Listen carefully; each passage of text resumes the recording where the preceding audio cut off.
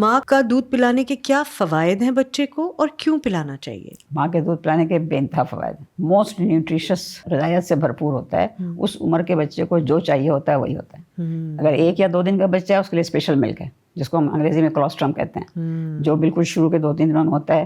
Yellow سا ہوتا ہے, بہت تھوڑا تھک ہوتا ہے, پیلے سے رنگ کا ہوتا ہے. جی جی. اچھا, بہت سے لوگ نا سمجھتے ہیں کہ یہ خراب ہے, اس کو پھینک دو, جو کہ بہت غلط ہے. تو شروع کے 2-3 دن کے بچے کے لیے اللہ نے وہ بنایا اور وہ بچے کے لیے بیسٹ ہے.